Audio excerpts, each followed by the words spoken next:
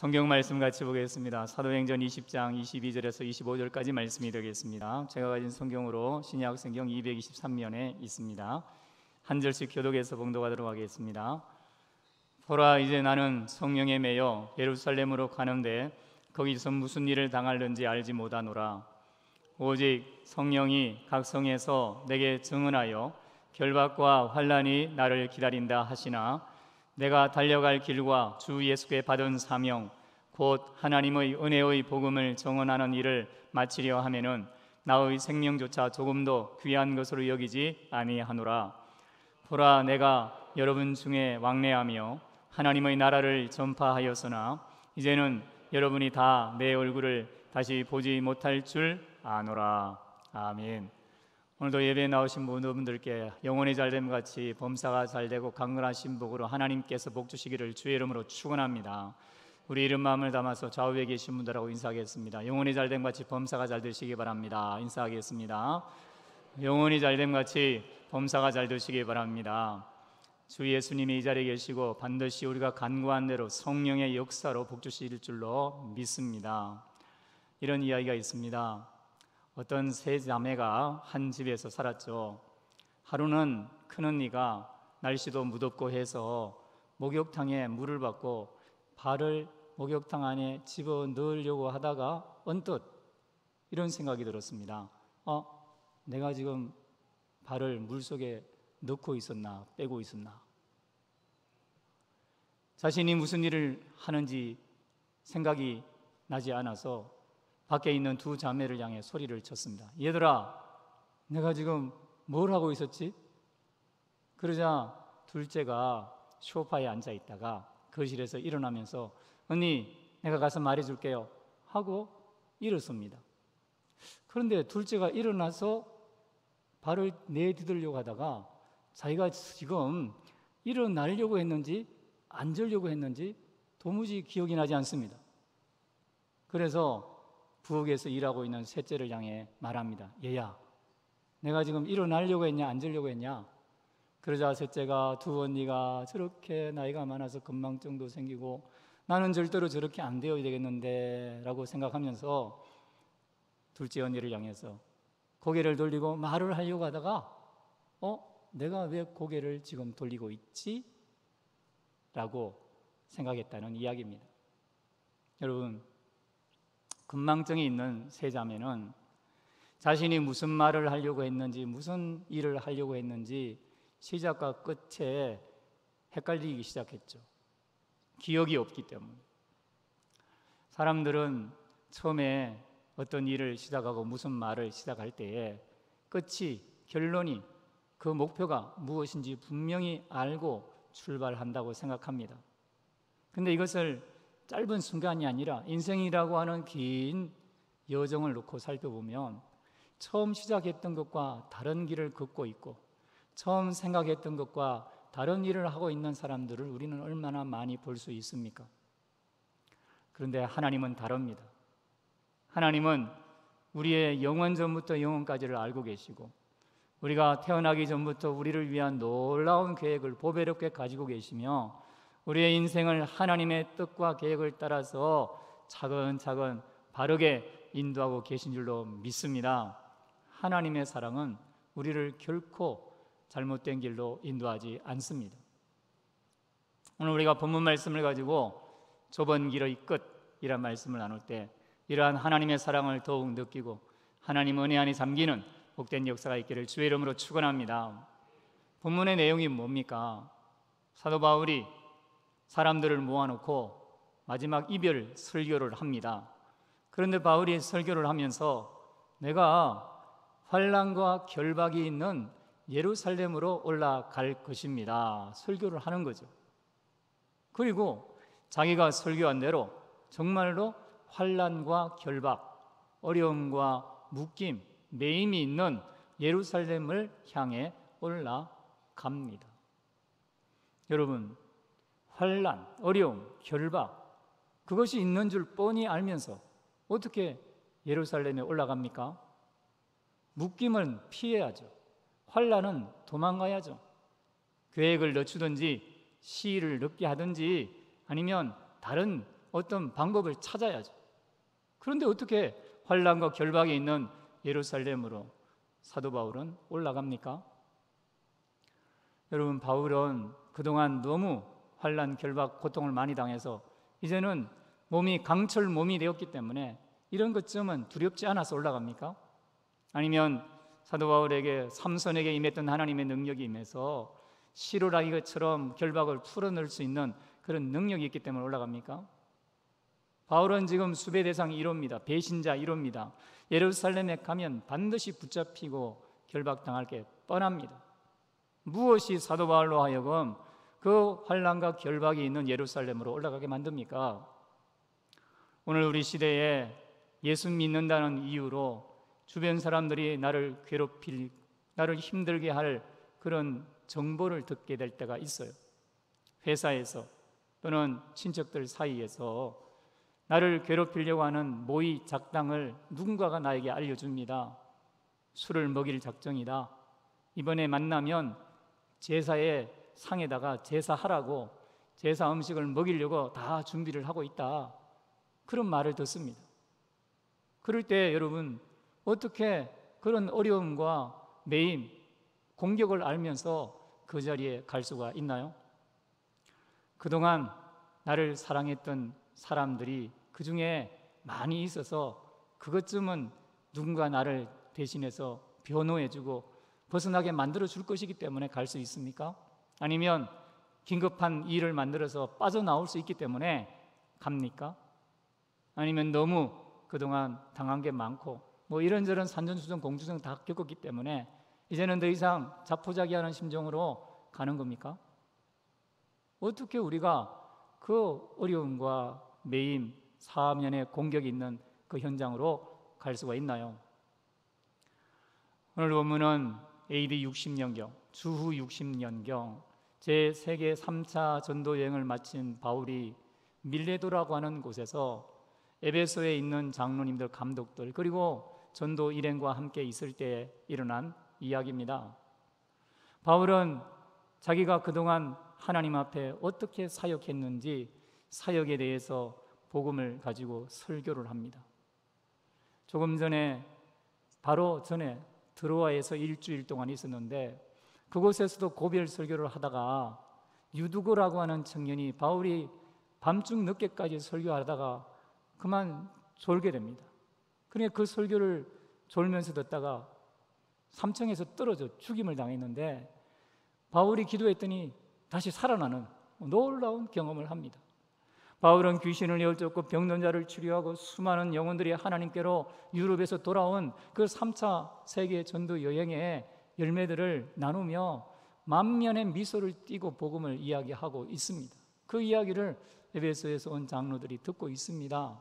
여러분, 하나님의 사랑이 가득하면 복음을 이야기하는 것만으로도 마음의 기쁨이 넘쳐 흐릅니다. 그런데 바울이 설교를 하다가 지금 자기가 예루살렘에 올라가면 붙잡히게 된다는, 환난을 당하게 된다는 것을 말하는 거죠. 23절에 보니까 각 성에서 증언하는 사람들이 생겼습니다. 아가보라고 하는 사람은 천하로 크게 흉년들이라 예언했던 사람이고 그 말대로 글라우디오 황제 때에 천하에 큰 흉년이 들었는데 그렇게 예언을 해서 맞추는 성령 충만한 사람들이 각 성에서 바울이 이제 예루살렘에 올라가기만 하면은 환난을 당하고 결박을 당한다. 성령 충만한 가운데 이야기를 합니다. 당황합니다. 여러분, 알면 어떻게 올라가요? 모르면 몰랐지. 어려움과 환난이 있는데 소나기는 피하고 말아야지. 예? 굳이 가서 그 소나기를 맞을 필요가 있습니까? 지금 바울은 기쁨과 감격으로 복음을 이야기하고 거기에 올라가겠다고 결심을 하고 성령을 따라 가려고 하는데 열의가 꺾입니다. 야, 이거 정말 이렇게 기뻐하고 감사할 만한 일뿐인 건가? 정말 내가 틀리면 어떻게 하지? 내가 생각하는 하나님의 뜻이 잘못된 것이면 어떻게 하지? 여러 사람이 이렇게 말하는데 내가 고집 부리는 건가? 저 사람들이 맞는 건가? 생각이 듭니다. 여러분, 하나님의 사랑이 식으면요 하나님이 시키신 일도 못할 궁리, 안 할 궁리만 찾게 되죠. 바울이 하나님의 성령에 매여 환난과 핍박이 있는 예루살렘으로 올라가려고 마음을 먹고 주변을 돌아보는데 마치 사람들이 당신은 지금 사냥꾼이 만들어놓은 올무에 제 발로 들어가는 새와 같습니다.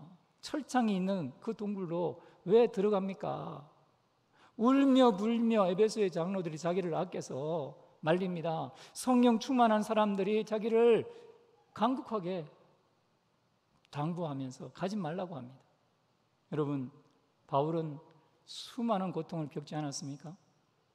태장을 3번이나 맞았고 40에 하나 감한 매를 3번 맞았고 돌에 맞아 죽은 줄 알고 일주일을 흑암 가운데 있었고 배를 타다가 파손했고 이방인의 위험, 강의 위험, 여행의 위험, 강도의 위험, 온갖 수고, 자지 못하고 먹지 못하고 배고프고 수고는 바울이 얼마나 많이 했어요. 바울은 지난번에도 감옥에 갇혀서 등가죽이 걸레가 될 정도로 찢어진 아픔이 있는데 그것만 생각하면 심장이 두근두근거리고 맥이 빠지지 않겠어요? 두렵죠. 당장 눈앞에 몽둥이가 있고 자기를 가족으로 때릴 사람이 있는데 그 앞으로 걸어간다는 것이 여러분 얼마나 무섭습니까?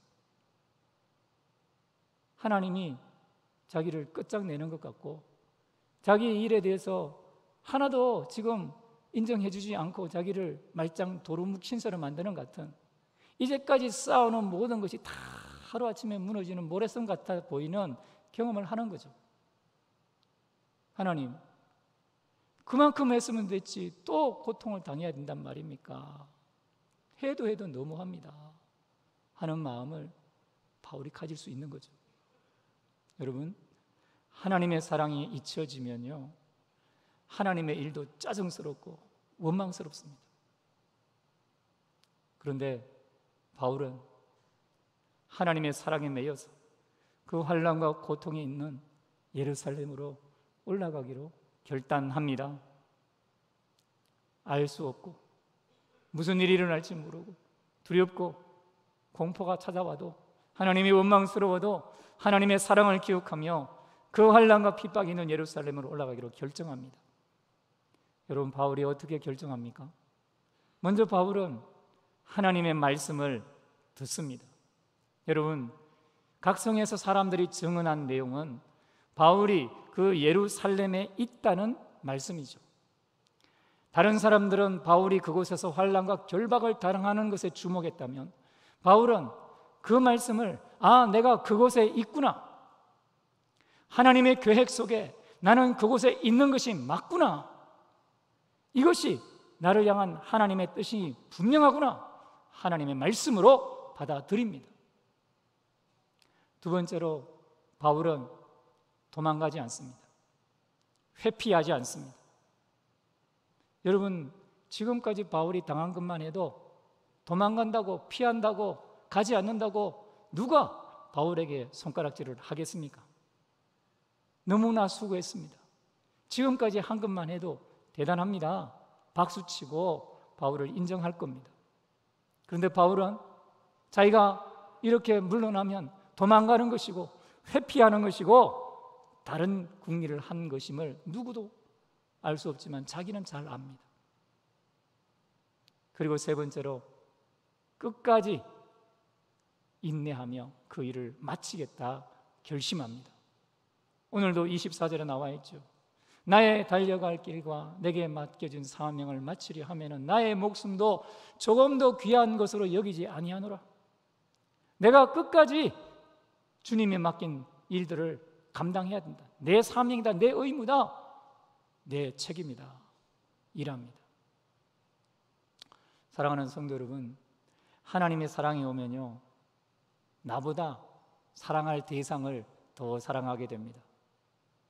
하나님의 사랑이 우리에게 부음받으면 내 생각보다 내가 사랑하는 대상을 더 생각하게 됩니다. 하나님의 사랑이 우리에게 부음받으면 나를 위하는 것보다 상대방을 더 위하게 되고 나를 귀히 여기는 것보다 상대방을 더 귀히 여기게 됩니다. 하나님은 왜 바울에게 환난과 핍박이 있는 예루살렘으로 올라가라고 감동을 주시고 그가 가게 만드십니까? 하나님은 바울이 환경에 매여 이리저리 피해 다니는 사람이 아니라 환경을 초월하는 사람을 만들기를 원하십니다. 사랑의 하나님은 바울이 어떤 환경에 매이고 결박을 당해도 어려움을 겪어도 그를 그곳에서 해방시키고, 그래서 환경 너머에 계신 하나님을 붙잡게 만드시는 사랑의 하나님이십니다. 여러분, 하나님이 바울에게 어떻게 하십니까? 하나님은 오늘 본문 23절에 나와 있듯이 사울을 성령으로 묶어주십니다. 사울이 자기의 육신으로 할 수 없기 때문에, 육체의 정욕으로 생각으로 할 수 없기 때문에 하나님은 사울에게 성령을 강하게 부어주셔서 그를 메어서 성령이 앞서 그를 이끌어가게 하십니다. 마치 벳세메스로 향하던 전나는 두 암소가 새끼를 뒤로 한 채 여호와의 법궤를 메고 그 벳세메스의 국경까지 울며 일직선을 향해 가게 만든 것처럼, 하나님은 사도 바울의 마음에 성령을 부어주심으로 하나님의 사명의 길을 향해 걸어가게 만드십니다. 둘째로, 하나님은 사도 바울에게 한없는 사랑을 부어주십니다. 사도 바울 자신이 자기를 사랑하는 것보다, 이웃에 있는 그 어떤 자기를 아끼는 사람이 자기를 사랑하는 것보다 자기를 더 사랑하시는 예수님의 사랑을 깨닫게 하십니다. 예수님이 그 십자가에 못 박히신 모습으로 자기를 바라보시며, 내가 너를 위하여 십자가에 못 박혀 죽었고 지금도 내가 너를 사랑합니다. 네가 그곳에 가서 고통을 당할지라도 네가 고통당하는 것보다 내가 더 고통하며 너를 아끼고 사랑한다. 하나님의 사랑을 부어주십니다. 그리고 세 번째로, 하나님은 사도 바울에게 살릴 복음을 가지고 있는 자신을 보게 하십니다. 오늘 25절 말씀에 말씀하시듯이 사도 바울은 보라, 내가 여러분 중에 왕래하며 하나님의 나라를 전파하였으나, 자신이 지금 하나님의 나라, 하나님의 살릴 복음을 가지고 있다는 사실을 깨닫도록 성령이 사도 바울의 마음을 움직여 주십니다. 바울 자신이 율법에 매여서 종노릇하며 도덕과 예의범죄를 따지고 선과 악의 기준으로 종교적인 삶을 살 때 그를 살려주신 그 복음, 자기가 그토록 아끼는 고육지신인 유대인들과 바리새인들이 살아나야 할 그 복음을 하나님이 주셨다는 것을 깨닫게 하십니다. 그리고 그 복음이 그들을 살릴 수 있다는 마음에 감동을 주셔서 그를 앞으로 나아가게 만드십니다. 사랑하는 성도 여러분, 하나님의 사랑이 임하면 흔들림 없이 하나님이 지시하시는 길로 바르게 걸어갈 수가 있습니다. 하나님의 사랑이 우리에게 임하면 멸망길을 가는 차에 탄, 교통수단에 탄 사람들을 막기 위해, 그들을 살리기 위해 자기의 몸을 불이라도 뛰어드는 사람처럼 행동하게 만듭니다. 자기에게 살 길이 있고 저들을 살릴 수 있는 방법이 있기 때문에 반드시 그렇게 행동하게 만듭니다. 하나님은 사도 바울이 가면 환난과 결박이 있는 그 예루살렘으로 올라갈 때 기뻐하십니다. 사랑의 하나님은 바울의 모든 묶임된 매인 환경을 벗어나게 하실 뿐만 아니라 그에게 큰 복을 부어주십니다. 여러분, 바울은 가면 묶일 줄 알았습니다. 유대인들이 결박할 줄 알았습니다. 그런데 그 유대인들의 결박보다 더 강력한 세력을 가진 로마의 군인들이 바울을 안전하게 보호하는 경험을 합니다. 바울은 에베소 장로들에게 내가 가면 죽을지도 모른다, 당신은 당신들의 얼굴을 볼 수 없을 것이다, 그렇게 이야기했습니다. 그런데 하나님은 유대인들보다 더 큰 세력인 로마 군인들을 통하여 바울을 철저하게 보호해 주십니다. 바울은 그곳에 가면 복음을 전할 기회나 복음에 대한 열의가 사라지고 기쁨과 감사가 없을 것으로 생각했는데, 그곳에서 바울이 불법적으로도 재판을 받고 또 체포가 되고 소요가 일어나고 로마 군인들이 자기를 체포해서 죄수의 신분으로 로마까지 끌고 갈 때에 바울은 그들의 주목의 대상이 되고, 바울이 전하는 예수님이 그들에게 소문이 나고, 죄수를 호송하는 그 간수들이, 자기를 이끌고 있는 로마 군인들이 꼼짝없이 자기에게 복음을 듣게 됩니다. 배를 타고 가던 사람들이 구원을 받게 되고, 바울이 갇힌 그 감옥에서 그 당시 가이사의 친척들, 로마의 최고 젊은 순의 머리를 가진 그 젊은 장교들이 2년 동안 사도 바울을 감시하고 그곳에서 간수로 지내다가 복음을 듣고 그 중에 가이사의 집안에서 예수 믿는 사람들이 일어나게 하시며 하나님이 주시는 기쁨과 감사를 누리게 하십니다. 또한 사도 바울의 그토록 소망했던 로마에서 복음을 전하게 하실 뿐만 아니라 많은 임금들과 그 당시 이방인들 복음을 듣게 만드는 계기가 있게 만드십니다. 여러분, 바울이 자기 경비로 자기의 어떤 계획으로 로마까지 가려면 얼마나 많은 에너지와 경비가 소요되겠습니까?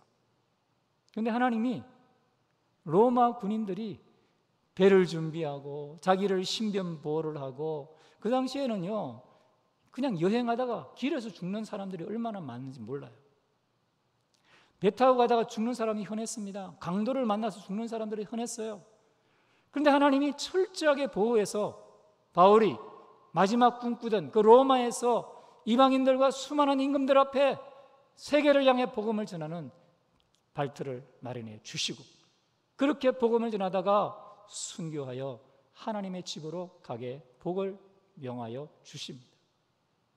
성도 여러분, 하나님이 주시는 사랑은 마치 원자탄처럼 어떤 곳에 터지면 그 주변에 있는 모든 사람의 마음을 녹입니다.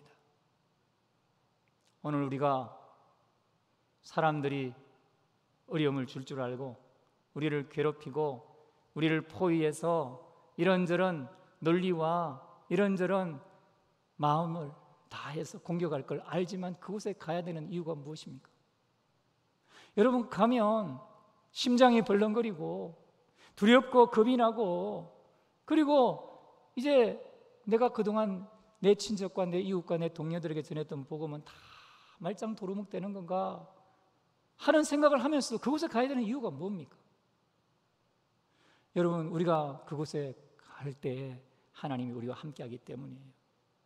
그러므로 우리는 하나님이 보내시는 곳이 있으면 어떤 어려움과 결박이 예상되고 매이고 포위당하고 공격을 당할지라도 그곳에 가야 합니다. 어떻게 갈 수 있습니까?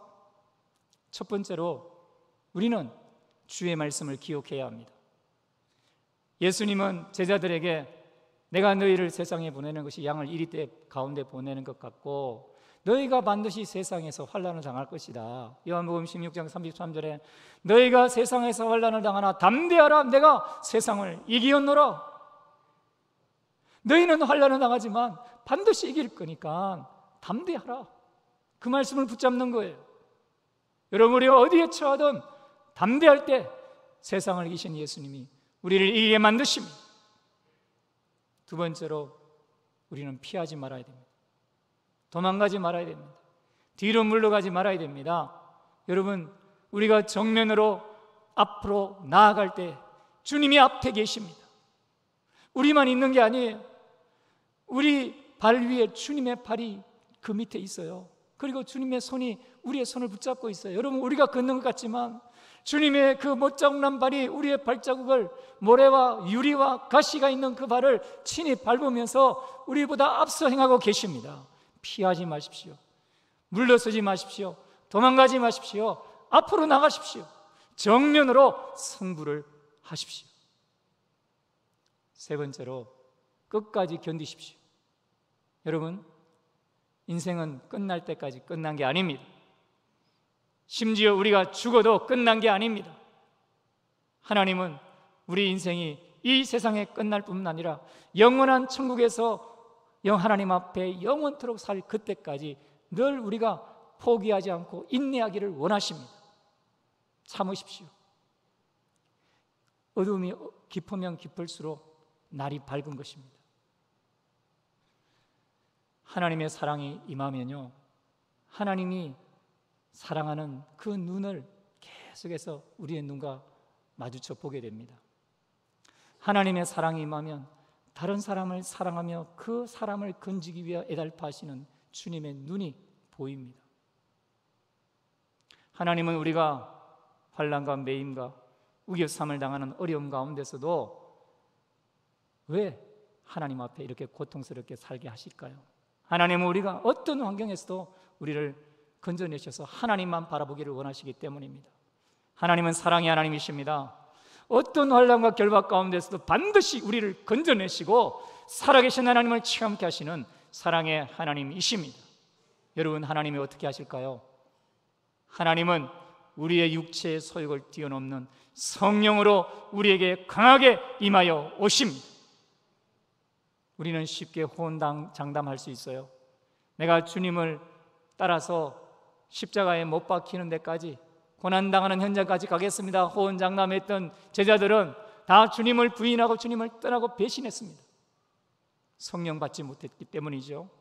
그런데 그들이 오순절 성령 충만을 받고 나서 그들은 순교의 자리까지 주님을 위해 헌신합니다. 성령의 메인바디였기 때문입니다. 여러분, 이것은 우리 모두에게 동일합니다. 우리가 성령의 충만함을 간구하고 성령에 매일 때에 성령은 우리가 할 수 없는 일들을 끝까지 견디고 하게 만드십니다.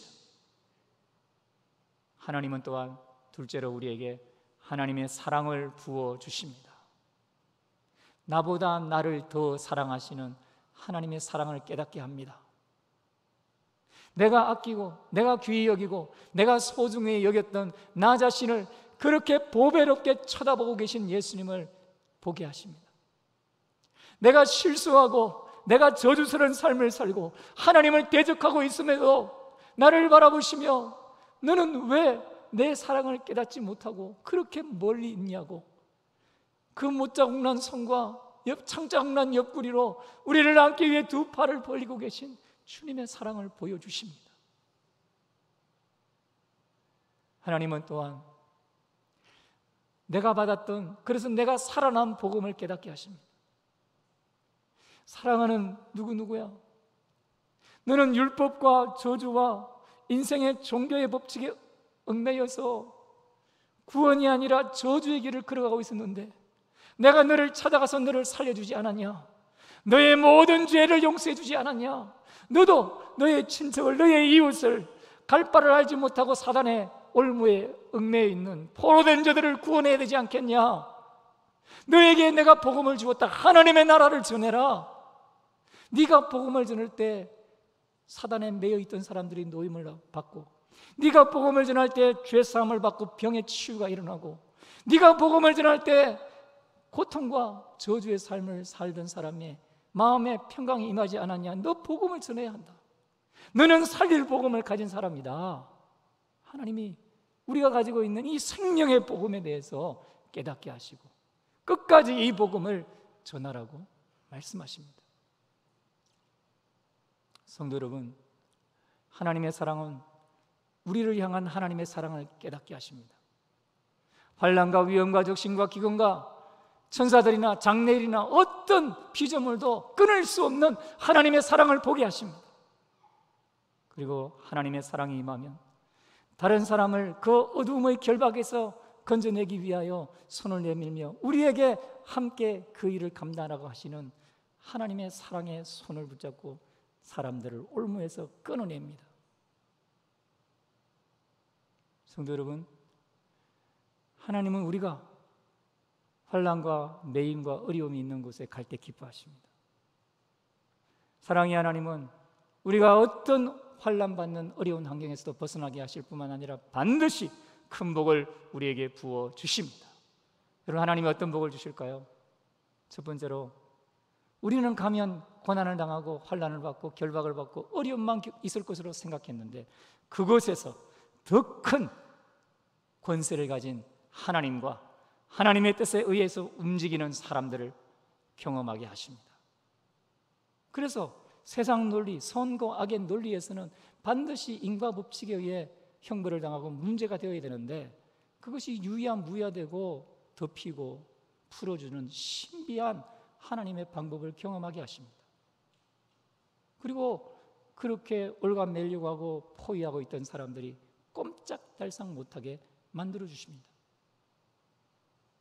사도 바울이 말씀한 대로 사도 바울은 고린도후서 4장 8절, 9절, 10절 말씀에 말하지 않았습니까? 우리가 사방으로 우겨쌈을 당하여도 쌓이지 아니하며 답답한 일을 당하여도 낙심하지 아니하며 박해를 받아도 버림받지 아니하며 극부러뜨림을 당하여도 망하지 아니하고 우리가 항상 예수의 죽음을 몸에 짊어지면 예수의 생명이 또한 우리 몸에 나타나게 하려 하심이라. 우리가 예수님을 붙잡고 있는 그 믿음을 놓치지 않는 한 예수님은 반드시 생명으로 우리의 길을 열어주십니다. 그리고 그렇게 역사하시는 하나님의 생명의 역사를 통해서 우리는 열정이 다시 타오릅니다. 아, 그렇구나. 우리는 죽어 마땅하고, 우리는 멸망받아 마땅하고, 저주받아 마땅하고, 심판받아 마땅한데 살리시는 하나님은 이 일을 통해서 다른 사람이 살아나는 것을 보기를 원하시는구나. 괴롭히고 함께 작당을 하던 사람들이 그 중에서 하나님의 역사가 이런 것인가, 구원받아야 될 사람, 건진받을 사람들이 하나님을 믿고 돌아오는 역사를 보게 하고, 그들이 나를 감시하고 나에게 논리적으로 대적하기 위해 말을 하다가 하나님의 복음이 가진 능력들, 하나님이 복음에 가진 그 생명을 깨닫게 하십니다. 그래서 친척 중에 정말 예수 안에 생명이 있나?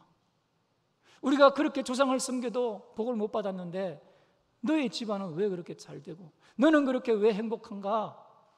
왜 병이 있고 문제가 있고 인간관계에 어려움이 있는데 그렇게 기쁘고 감사한가? 복음으로 돌아오는 역사가 일어납니다. 그리고 우리가 끝까지 사명을 감당케 하십니다. 예루살렘과 온 유대와 사마리아와 땅끝까지 이르러 내 증인이 되라. 때를 얻든지 못 얻든지 복음을 전하라 하신 그 주님의 명령을 알고 있는데 그 복음을 전할 수 있는 기회가 생기고 끝까지 복음을 전하다가 주님 앞에 영생의 복을 누리게 만들어 주십니다. 성도 여러분, 하나님의 사랑이 임하면요, 마치 불을 뿜고 있는 그 거북선처럼 적진을 향해 불을 내뿜게 만들고 구원받아야 될 사람들을 구원하는 역사가 일어납니다. 우리가 환난과 결박이 있는 곳에 주의 사랑을 가지고 올라가기 위해서는 하나님의 말씀을 지속적으로 묵상해야 합니다. 주일 1시간 말씀 듣는 이 시간으로 끝나면 안 됩니다. 여러분, 매일 성경을 의무적으로 3장, 5장 빨리 읽고 끝나면 안 됩니다. 말씀을 묵상해야 됩니다. 일주일 동안 이 말씀을 계속해서 묵상하고, 나는 하나님이 가라고 하신 그곳에 환난과 결박이 있을 때 과연 올라가는가? 나는 하나님의 사랑에 매인 사람인가? 내가 주의 말씀을 묵상했는데 나는 복 있는 사람처럼 살고 있는가? 이 말씀은 그렇게 쉬운 말씀인데 내 삶에 과연 그렇게 적용하는 게 쉬운가? 내가 그렇게 살아가는 게 과연 그렇게 편하고 내 마음에 문제가 없는가? 나는 왜 그렇게 살지 못하는가? 하나님의 은혜가 필요합니다. 내 육체의 정욕을 뛰어넘는 성령이 메어주심이 필요합니다. 하나님, 내가 살릴 복음을 가지고 있다는 것을 깨닫게 하여 주시고 이 일에 매진하게 하여 주시고, 자꾸 하나님 앞에 말씀을 묵상해야 합니다. 잊어버리면 안 돼요. 말씀이 기억나지 않아서 그걸 놓쳐버리면 안 됩니다. 자꾸 묵상해야 돼요. 그래서 내 말씀으로 삼아야 됩니다. 내 것으로 삼아야 됩니다. 그래서 이 말씀에 관한 한 나는 어떤 환난과 결박이 있어도 주님이 보내면 어떤 사람에게든 가는 사람이 된다. 자기 확신 가운데 하나님의 성령의 매임 가운데 있어야 합니다. 그럴 때 여러분, 우리가 하나님이 기뻐하는 곳에 수시로 쓰임받고 끝까지 쓰임받고 하나님의 도구로 쓰임받는 것입니다. 그렇게 쓰임받지 못하는 자신의 정욕과 자신의 욕망을 내려놓고 용서를 구하고 하나님의 은혜를 덧입기 위해서 말씀 가운데 자기를 내려놓고 은혜를 구해야 합니다. 여러분, 말씀이 그렇게 씨름하고 하나님 앞에 자신을 몸부림칠 때 내 것으로 오는 거예요. 그냥 들은 말씀으로, 정보나 지식을 쌓는 말씀으로 말씀을 들으면 내 인생은 변화되지 않고 하나님의 나라의 역사는 일어나지 않습니다. 내가 회개해야 될 말씀, 그리고 내게 내 심령에 양식을 주는 말씀, 그리고 다른 사람을 살리는 말씀으로 말씀이 내 삶에 반드시 작용해야만 합니다. 그럴 때에 우리는 나를 살리시는 더 큰 손 하나님의 능력을 경험하고 내 마음에 성령의 불이 타오르서 그 복음을 전할 때 기쁨과 감사를 누리게 되고 영원토록 하나님 앞에 쓰임받는 겁니다. 여러분, 말씀 묵상하시기 바랍니다. 말씀을 지속적으로 묵상하시기 바랍니다. 기도하시기 바랍니다. 그래서 좁은 길의 끝에 주님이 예배해 놓으신 그 복을 반드시 받아 누리시기를 주의 이름으로 축원합니다. 기도하겠습니다.